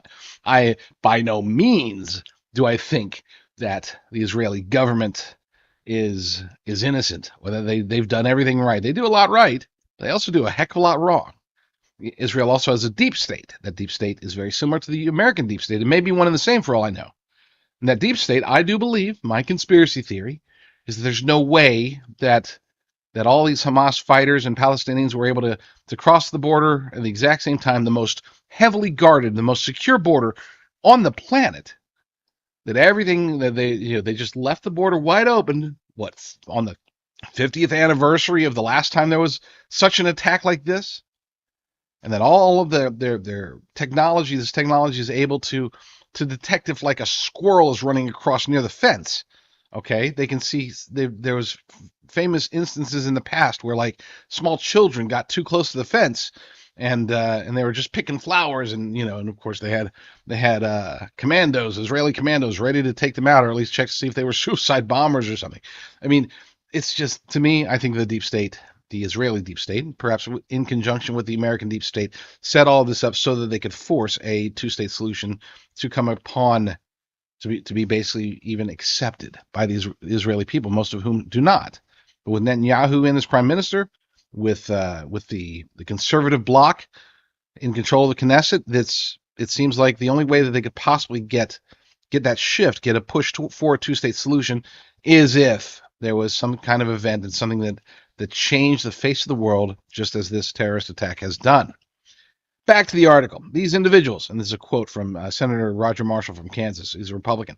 These individuals siding with evil over democracy should be a wake-up call. Ideological rot among young Americans driven by woke values and victim culture has gotten so bad they've convinced themselves to sympathize with actual terrorists who hate America. And that is so totally true. So most voters prefer a two-state solution. Of course, that has been the big push. I'm just going to read a little bit from this this poll. Okay, and again, this is 18 to 24-year-olds. The one that stands out, obviously, is this conflict? In this conflict, do you support more Israel or more Hamas? Okay, should be a pretty straightforward question. When you look at people 65 years old and over, 96% support Israel, 4% support the terrorists. When you're looking at 55 to 64, 90% support Israel, 10% support the terrorists. And it goes onward and on, or downward, as far as support for Israel. People 45 to 54, 85%, that's probably, that's a fair number. 35 to 44, 76%. So we're still 3/4 of people over the age of 35, from 35 to 44, they support Israel. not the terrorists. Once you start getting into generations, what is it? What are they called? Millennials. There we go. I get my generations confused. Once you get to millennials, you got 25 to 34-year-olds. They're 69%. So still, 7 out of 10 about. 7 out of 10 millennials do believe that they side with Israel over the terrorists. It isn't until you get to the easily indoctrinated, easily brainwashed, easily manipulated group of the Gen Zers, the Zoomers, whatever. Now we're at 50-50. 50-50. 50% of this young group, they are in favor of the terrorists that entered Israel so that they could beat, kidnap, rape, and murder innocent people. They support this. They think that they're on the ideological winning side. They think that they are the ones that have the higher ground. If this is not just a wake-up call about Israel, this is not just a wake-up call about Hamas, this should tell you just how deeply embedded the radical, whatever you want to call the woke mind virus, isn't that what Elon Musk or somebody calls it? The woke mind virus. They're colonizers in their mind. They've been told this, of course, by their college professors and their peers in TikTok, that Israel is colonizers. It doesn't matter. I mean, they're definitely colonizers, even though they were on this land back around, 3,000 years ago. Doesn't matter. No, they're colonizers. They're colonizers because that's what TikTok says. Because my professor, he waves around the Palestinian flag and he screams free Palestine. So, and I like my professor. So I guess I'm siding with the mass rapists, the mass murderers, the people that take their own civilians, own Palestinian civilians, women and children, and use them as human shields. These are they support the people. Hey, good idea. Let's put weapons in schools. That way, Israel will look like a bad guy if they're trying to stop the weapons that are killing their people. Well, they're going to be blowing up a school. They're going to be blowing up a hospital. Oh my gosh, evil Israel. Good Hamas. That's the 50%, folks. If this black and white, cut and dry scenario here, they can still be indoctrinated in the wrong direction. It's no wonder they have no idea what a woman is. It's no wonder why like half of them or more have some sort of LGBTQIA plus letter next to their identity. It's no wonder they vote Democrat. I hate to say it, but that's the truth. They're hopefully, Lord willing, they will grow out of it. They will, because we all go through our stupid times. I didn't. I mean, I was an officer in Young Conservatives in high school. But the only time I ever voted for a Democrat was when I was in kindergarten, and it was one of those kindergarten things where they ask the kindergartners who they're going to vote for, and I voted for the Democrat then. I didn't know any better. Everybody voted for the Democrat then. I hadn't heard of the Republican candidate at the time. It's like, oh, well, I have heard of this guy. Let's go for that. And no, I'm not telling you which one it is because I don't want to tell you my age, but you get the idea. Oh, we all go through stupid times, but this generation just seems more stupid than others. So I'm going to play this video for you from a gentleman named Danny Buller. Now, keep in mind, Danny Buller is not some right-wing, ultra-Orthodox Jew. He is an Israeli, but he is a liberal. He is an atheist. He's a teacher. He's not your standard, rah. He's not a Netanyahu guy. All right, that's just not who this guy is. But he makes some incredible points. This was a bad weekend for Israel. They killed 3 of their own people, 3 hostages who had been held and tortured by Hamas for 2 months. They were able to escape, and then they get killed by the IDF. That's horrible. Okay, I mean that's just absolutely horrible. Of course, corporate media is jumping on and using this as another reason to call for a ceasefire. Nobody's calling. None of the mainstream media types or any of these anti-Zionists out in the streets. None of them are calling for the hostages to be released. They just want Israel to stop to call a ceasefire. And let Hamas keep their hostages. They're sex slaves, essentially what they are. So, yeah. Anyway, point is that Danny Buller, after this horrible weekend, with lots of bad things happening, some good things for Israel, but some mostly bad things. He made a very clear distinction between how Israel handles the truth and how Hamas never deals in the truth. So let's play that. What a horrible weekend for Israelis. The darkest weekend since October 7. In case you missed the events of yesterday, due to misidentification, 3 Israeli hostages were shot by the IDF after 70 days in Hamas captivity. A similar event happened a couple of weeks ago near Jerusalem when a soldier shot a civilian, mistaking him for a terrorist. Now, I'm sure all the Jackson Hinkles around here would love this. All the Israel haters would use these mistakes as evidence of how bad the IDF is. But I want to suggest a different way to look at this. In both cases, some IDF soldiers made a mistake, a huge mistake. They acted poorly. But as I see it, these events don't show how bad the IDF is, they show how good it is. You know why? Because first of all, nobody tried to hide anything. 30 minutes after this horrible incident, the IDF spokesperson reached out to all news agencies, informed them of everything, and took full responsibility. Second of all these soldiers are under investigation and will face charges for acting against the IDF Code of Conduct. The last IDF soldier who shot a disarmed terrorist was sent to years in prison. We sent our own soldier to prison after shooting a terrorist who just stabbed one of his friends because that terrorist was tied up on the ground. And that's strictly forbidden in the IDF. Heck, a few days ago, we dismissed a few of our soldiers because they sang Jewish song inside a mosque. What I'm trying to say is this. I keep telling you this conflict between Israel and Hamas is a war between good and evil. I know this sounds oversimplified, but you can watch my previous videos for more details. Now, the IDF has the moral superiority, not because all IDF soldiers are good. I mean, we just witnessed some bad ones. The IDF is morally superior because of how it deals with those bad ones. When we make a mistake, we don't hide it. We acknowledge it, we take responsibility, and we take immediate action against those who acted against our code of conduct. That's how we get better. Can you say the same thing about Hamas? Have you ever seen a Hamas official admitting a mistake? Did you ever hear Hamas saying, sorry we killed those civilians?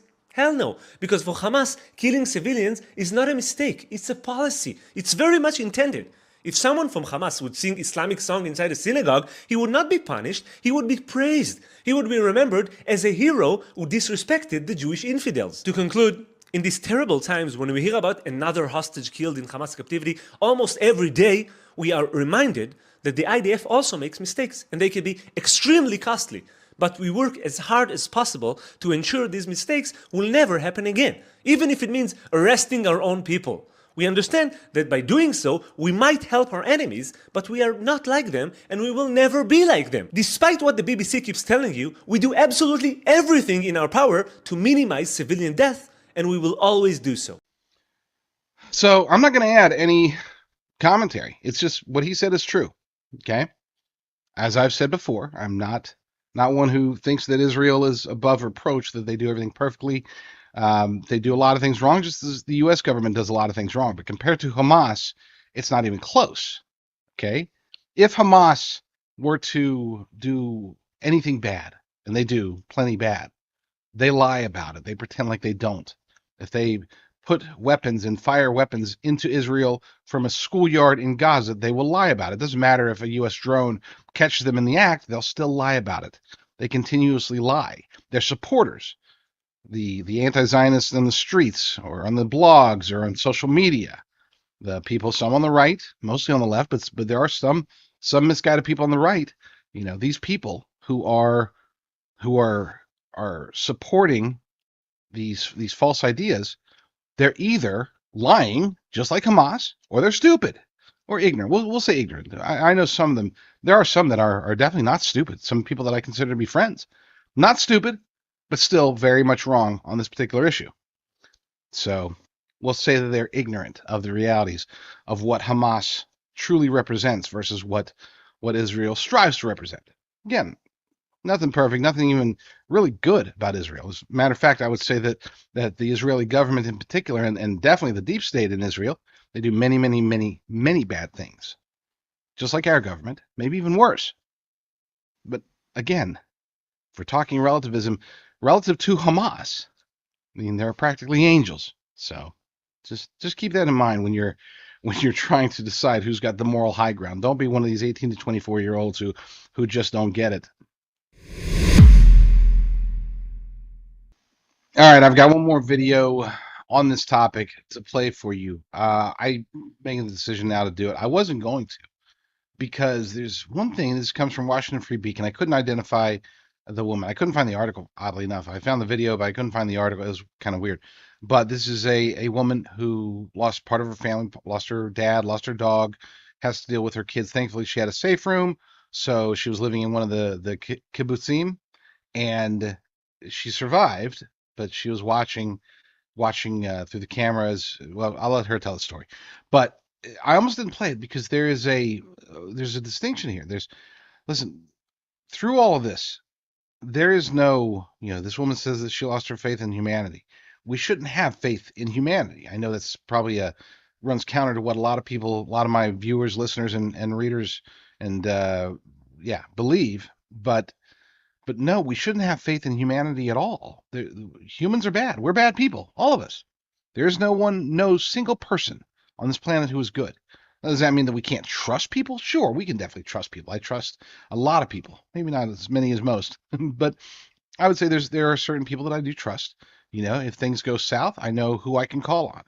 If I'm in need, I know that I can call on certain people, and I hope that I'm a blessing that if other people are in need, that they can call on me. Okay, this is the trust I have, but I don't have faith in people. You can't have faith in people or institutions or anything. You can have faith in God. That's it. And that's all that you need, thankfully. Have faith in God. Believe in Jesus Christ as your Lord and Savior.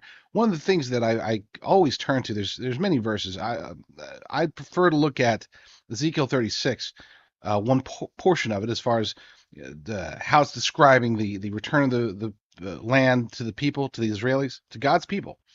The return of them is not for their sake. It's not because of anything they did. Okay? It's because it's for his sake. It's for his holy name that they were returned. And he also declares that their hearts shall be opened. We're still waiting for that day. Still waiting for the day when, Lord willing, if this is what is prophesied, what God has planned, that he will open the hearts and minds of the Jewish people to realize that Jesus Christ is their Messiah, is their Lord and Savior, and then they will accept him. I do believe that's the interpretation of Ezekiel 36 and other verses, by the way. Other passages of the Bible seem to indicate that this is what's going to happen at or near the end times. So yeah, that's one of the big signs I'm still waiting on, still waiting for that one to come about. And I know there's a lot of Jewish people who have converted over to Christianity, Messianic Jews, but we're talking about wholesale. We're talking about the land of Israel, the Jews that are in Israel. Vast majority, if not all of them, who are still around will be given the truth. Their eyes will open, their hearts will open, and they will believe. So the reason, again, that I wasn't going to play this, but I decided to anyway, her story needs to be told. So because this is somebody she was living in one of the kibbutzim. She was attacked. Before that, she was a very pro-Palestinian. Okay, she truly believed in and had a trust in the Palestinian people. She lost that as a result of this. So let's play that. I've lived in Iroz my whole life, and I felt completely safe. My door was not locked. It was not locked. The bloodshed in the war with Hamas began with a horrific series of attacks in Israel, including on the kibbutz Nir Oz. Nir Oz was a place of peace and light, a tiny kibbutz community all but wiped out now after a bloodbath of hate that started a war. At that time, my safe room wasn't ready for anything like that. So we made a plan that if he can't hold the door, if they're coming in huge numbers and he can't, if they shoot the door, he will take the weapon and shoot us. And it's very hard, but I would have preferred that on being in Gaza right now. At that time, I realized that my dad died. They killed him. He was in his safe room with my mom, and he was a strong man. He was fighting with them. Like, he held the door and they tried to open the door, and they opened the door and shot him. It just opened this much and shot him luckily in the chest, like he died instantly. It's funny that the first question I asked my mom, like, was it quick? And did they take the body? Because we know they took bodies. And I thought to myself, like, he wouldn't want that. And I was very, it's hard, I was relieved that he died quickly and that they left him there. Like we could bury him, we could respect him. Like a lot of the people around me, they don't know where their bodies are. They don't know if they're alive. And some of them we do, we know they took bodies just to humiliate us. They don't have anything to do with the bodies. Israel says about a quarter of the residents of this kibbutz were either massacred or taken hostage by Hamas militants. We had people in the kibbutz who were very involved with the Palestinian people who drove. We had one person, he's in Gaza right now, he's kidnapped, that he drove sick kids from Gaza to the hospitals in Israel.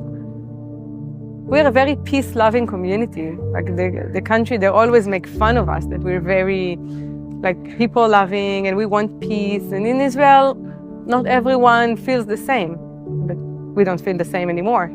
I always told my son, there are kids just like you in Gaza, just want to go to school and just want to live and just want to be happy and be free. And that's what I thought before.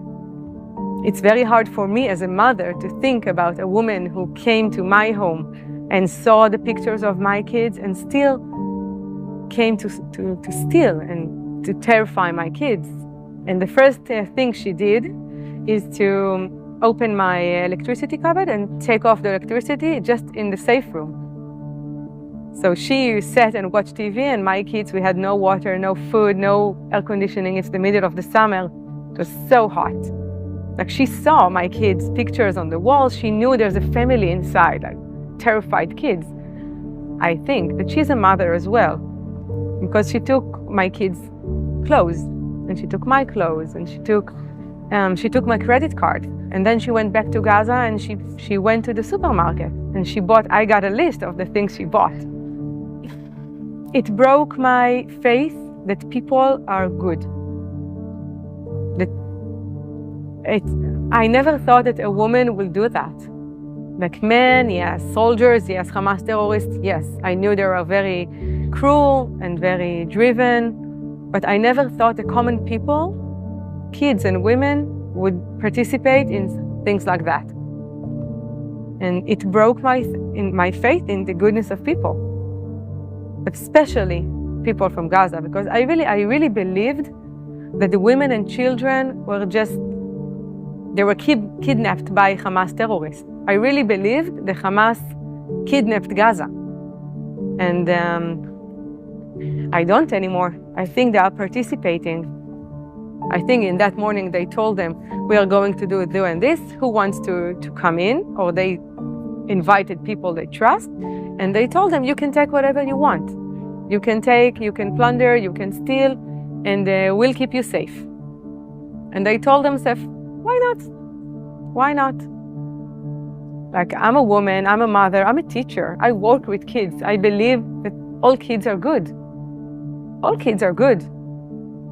No one is born bad. No one is born a terrorist. And I feel very guilty that I raised my kids in a place that weren't safe. I believed that I'm safe. I believed my kids are safe.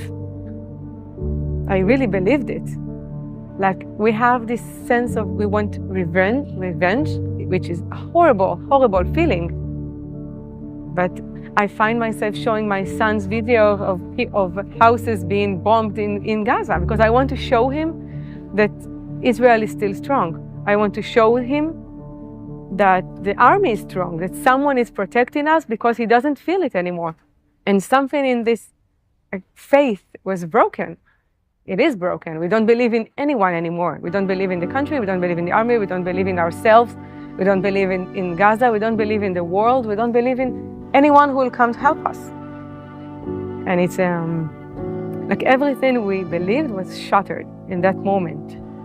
I don't want Hamas to exist anymore. I want the normal, the good people in Gaza to rule. I want someone who my country can talk to.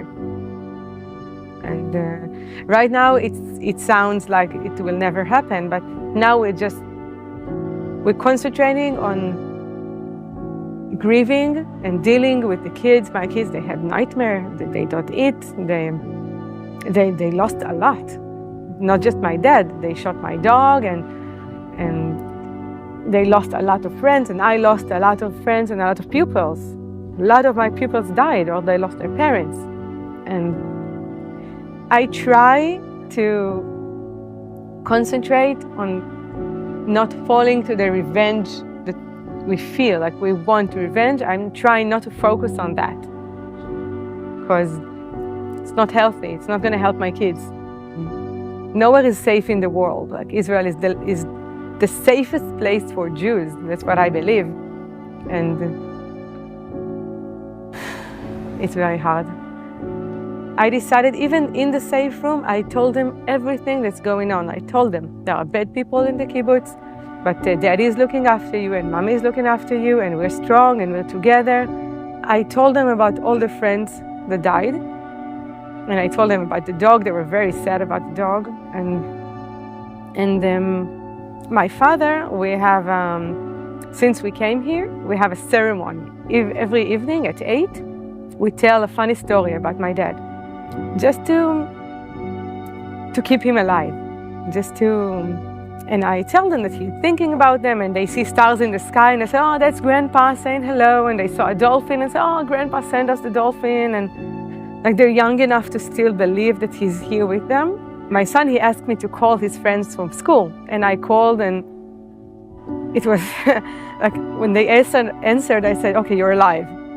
And then I called one of his best friends, and his mother answered, and she said, listen, he died. And I had to tell him, like, they need to know.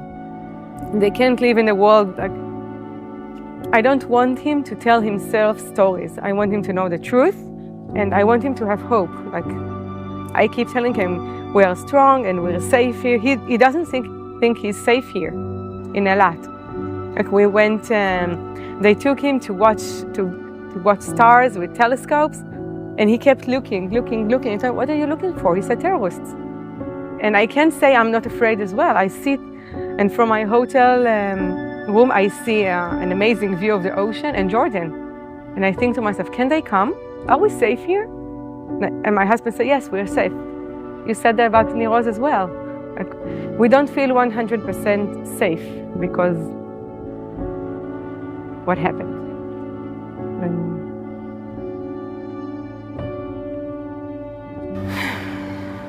Like, my faith in the goodness of people is gone. But my kids are still young enough to know better, to believe to have hope.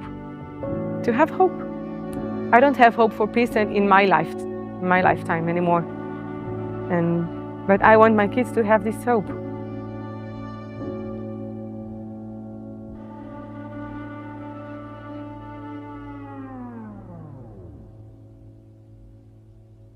Yeah, so clearly very heartbreaking, but also I go back to what I said. There are those who believe that there's the split covenant. That's, the Jews, they get salvation, they don't have to believe, and that's just wrong. That's not what the Bible says. Okay? Let's be clear about that.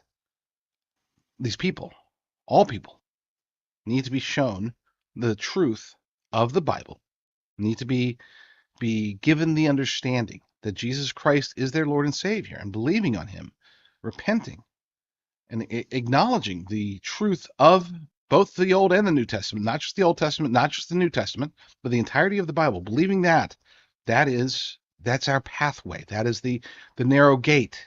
That is the way that we're supposed to go.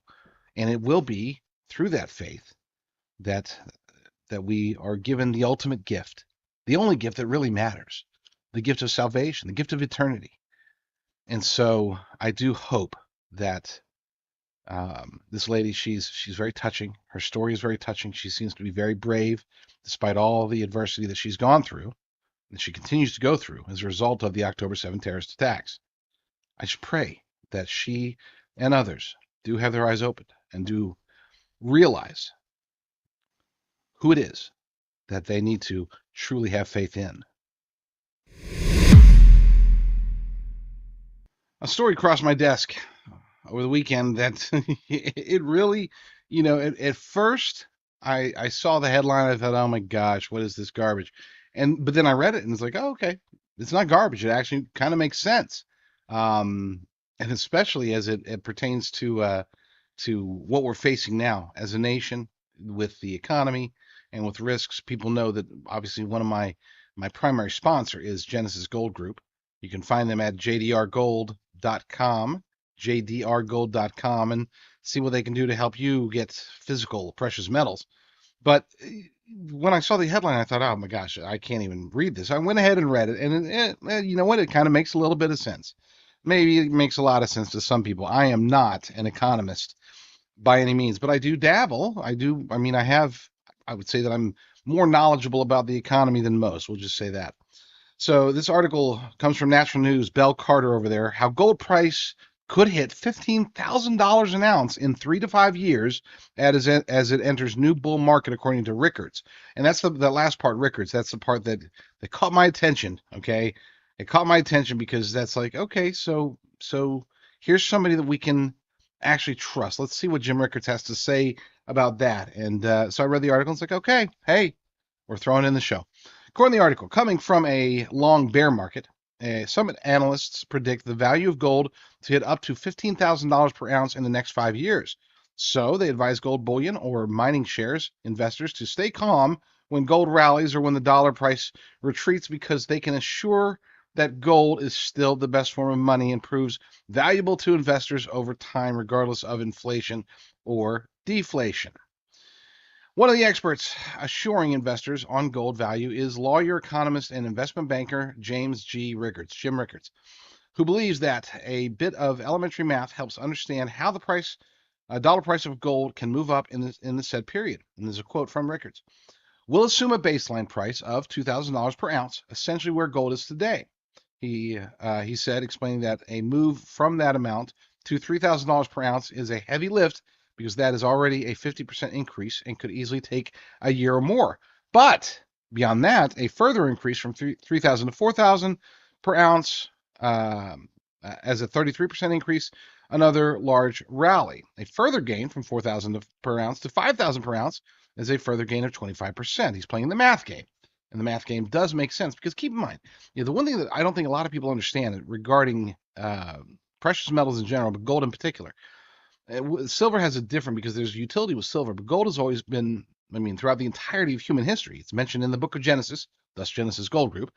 It's mentioned in the book of Genesis all the way through the book of Revelation. It has always retained some degree of value. And that value is based, obviously, at least partially on scarcity, but also, and perhaps more importantly, on the perceived value of other forms of currency. Gold is currency. There are city states that are already working to, I guess, promote the idea of being able to use physical precious metals as a direct currency within their states. Of course, I don't think that we could ever get back to the gold standard, but you could always hope.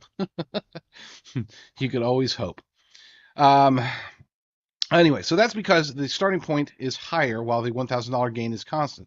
Each $1,000 jump represents a smaller percentage gain than the one before. Moving from 9,000 per ounce to 10,000 per ounce is only an 11% gain, and from $14,000 per ounce to 15,000 per ounce is only a 7% gain. Gold can move 1% in a single trading day, sometimes 2% or more, and that's absolutely correct. And we've seen it more in recent weeks, even the last couple of weeks. We've seen some tremendous gains of over 1%, over 2% actually, at times. So what he's saying is that there's an inherent value, but there's no set value, to it's all completely 100% market driven, as all things should be. But at least with gold and silver, it is market driven. And I can already hear some of you saying, "Oh, it's not market driven. It's manipulated by the the central banks, manipulated by government, manipulated by the powers that be." I get it, and I agree. But here's the thing, and this is the part that gets me somewhat excited about the prospects, is that these central banks that are often charged with, they're the ones who are manipulating, they're buying gold, they're buying silver, they're buying lots of it, record amounts. So if you're saying, well, I don't want to buy gold because it can be manipulated by the central banks, okay, well, since they're buying it in record numbers, and you think that they can manipulate it that much, buy. I mean, it should be a no-brainer. Should be no brainer. Then we get to the Fed. Let me actually cut past some of this stuff because it's a dry read for sure. But let's get to the important stuff. If the Fed starts easing interest rates, gold will go even higher, and they are talking about obviously easing interest rates 3 or 4 times in 2024 alone. For Bruce Legal, a former macro fund manager and author of Global Macro Playbook, central bank tightening has been a negative as well as all of them are pulling money out of the system. That is negative gold. So in the short term, maybe the balance of 2023, I think gold probably trades lower. But once the Fed stops tightening and they start easing rates, gold can go higher later next year and into 2025. He added that the future path of gold is going to be determined by the degree of the landing, depending upon if it's a soft landing or if it's a hard landing in the recession. And to be clear, listen, when they were raising rates, a lot of the gold bears were just like, oh, this is it. It's going to tank. We're going to be at $1,200 an ounce here anytime now. And then it just never happened. Gold and silver both demonstrated a resiliency through the rate increase that we haven't seen. There's usually a very direct correlation between higher interest rates and lower gold and silver prices. We didn't see that. We saw little dips and valleys here, but then they would spike back up. Okay, you go back all the way to, I think it was late February, early March. We saw it hit pretty much a bottom, but that bottom wasn't like $1,200. Okay, and then it started spiking, and of course, because of the banking collapses, people started pulling their monies out of the bank back in March and on into April and May, and that really helped to prop up gold through the interest rate heights. Point being is that it survived. The prices stayed high, relatively high, through the rate increases. Now that we're expecting the rates to drop, that should be another no-brainer as far as wanting to invest in physical precious metals. Back to the quote from Mr. Bruce Legal. If it is a hard landing, it'll go up a lot more because it means that the central banks will ease more and they have to print again. A soft landing means that maybe they don't have to ease quite as much, he explained. On the other hand, if a hard landing happens, it sets the case for an even stronger inflationary interest rate environment later on because it puts more fuel onto the fire down the road again. The Economist expressed concern that if the central banks do go into a huge easing mode, it sets up the next phase of higher rates and higher inflation. Nevertheless, Legal said that gold is indeed an investment and usually for safe haven keeping to maintain one's purchasing power. Sorry about that. There we go. All right. Nope, that's not it either. Gosh, push the right button. I need a producer so badly. You guys can help out by purchasing more gold at jdrgold.com. Unintentional pitch thrown in there. But here's the thing. Am I a fan of holding on to some gold and silver, especially silver, for the sake of barter, for the sake of, having access to easily transportable funds? Yes, I am, especially because I do believe that the crap is going to hit the fan sometime in the next year, 2 years, 5 years, however long. And physical precious metals are the way to go. Keep them in your safe, keep them ready to go. I saw one guy, he says he keeps a little baggie full of silver coins and even a couple of gold coins, a little baggie. He keeps those in his bug out bag, right? Hey, kind of makes sense. Maybe it's a little heavy, in my humble opinion. If you're in a bug out situation, I don't know if gold and silver is the best thing to carry around, but hey, then again, who am I, right? But as far as retention of wealth and protecting your life savings, this is why I work with Genesis Gold Group, because taking your retirement, whether it's an old 401k, your current IRA, your government accounts, whatever types of retirement accounts you have, getting them moved out of the riskier markets and during a time of economic strife such as we're in today, and moving them into physical precious metals that, if and when you ever take a distribution, Lord willing, you will be able to take distributions. I guess you never know. I mean, it could get really bad, but when you do take distributions, you take those in the form of those physical precious metals being shipped to your home. Okay, take your distributions, get them in the gold and silver, the actual physical coins or bars or whatever, sitting in your depository, right there, physically there. Just have them sent physically to you. Again, I'm not an economist, I'm not a financial advisor, but I do like and appreciate my sponsors at Genesis Gold Group.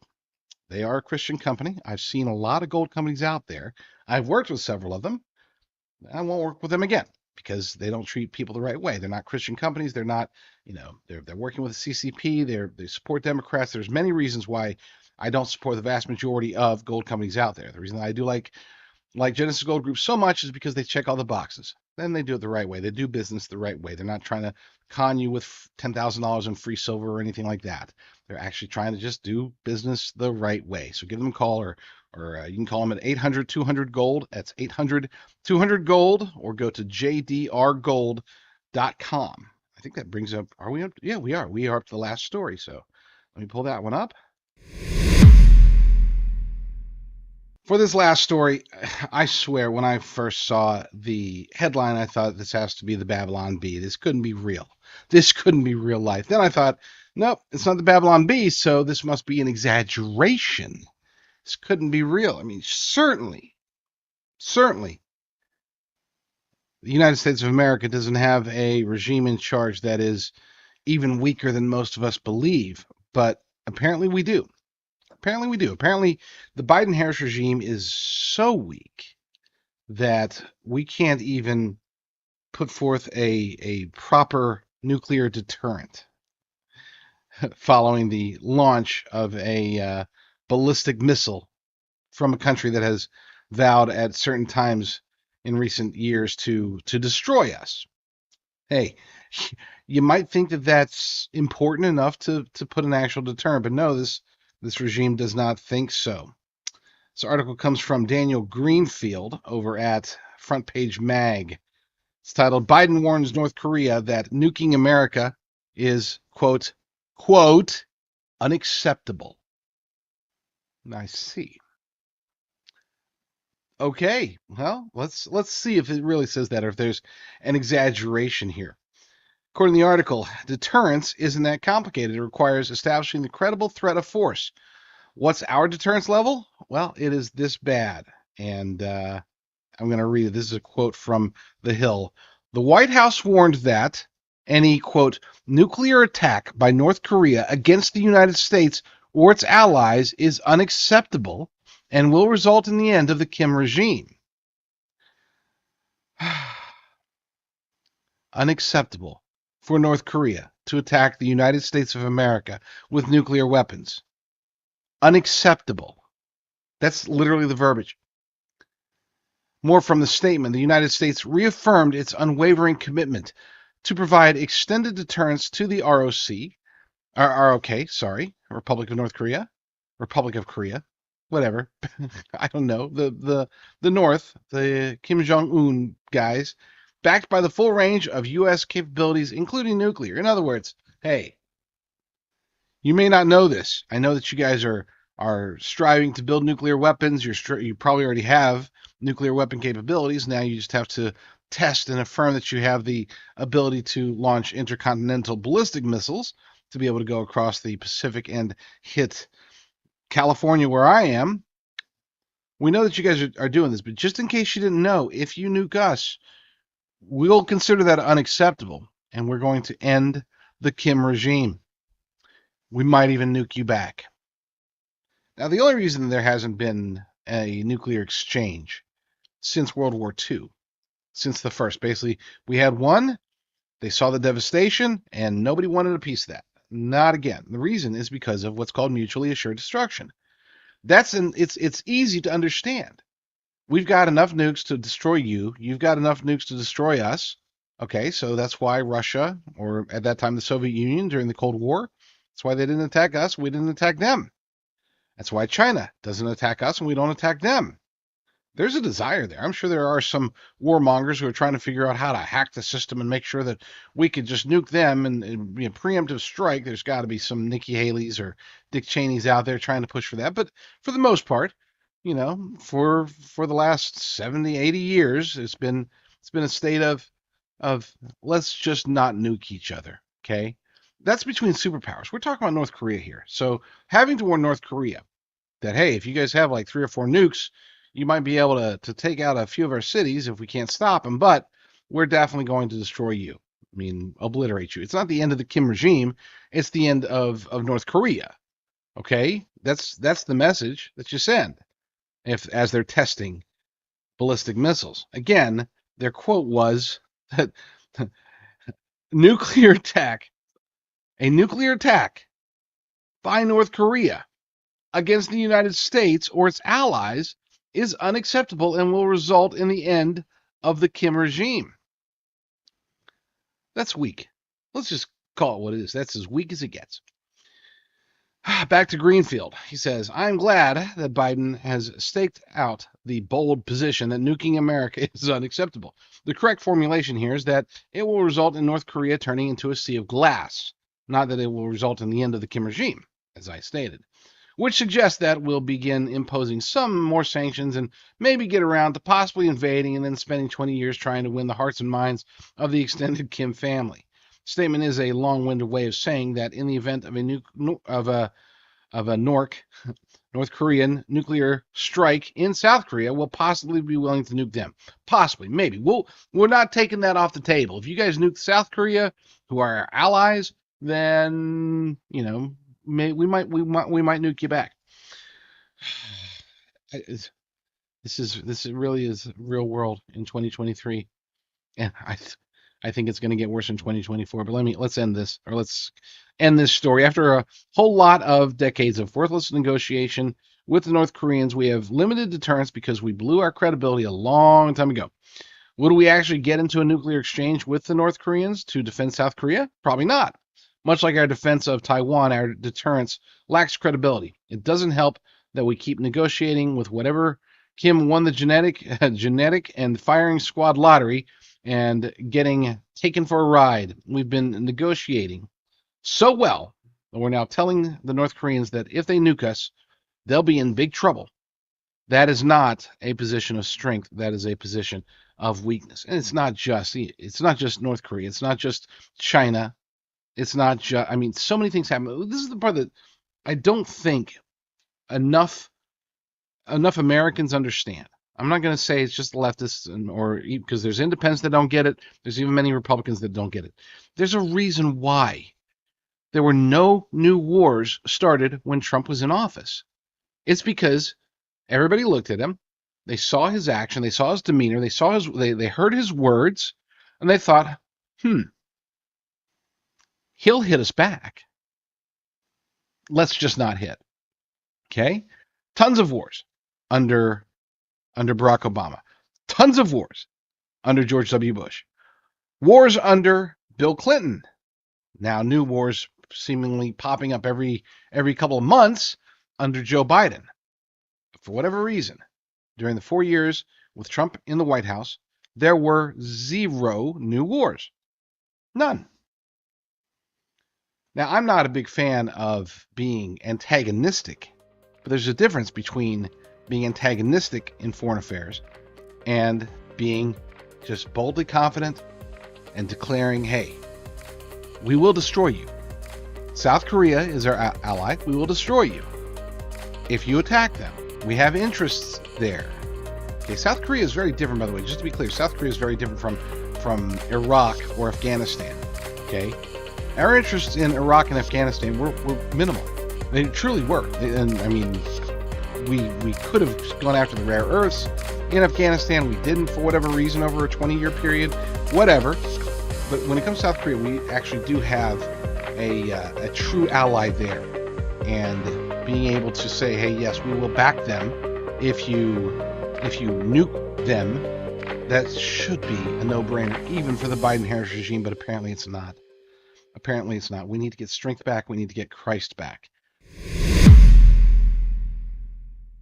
Patriots across the nation get their news on a daily basis at thelibertydaily.com. I am the editor over there. I take great pride in that fact, and we do what I consider to be a fantastic job of keeping Americans truly informed, getting around the BS of corporate media and exposing the actual truth to the people. Go to thelibertydaily.com today.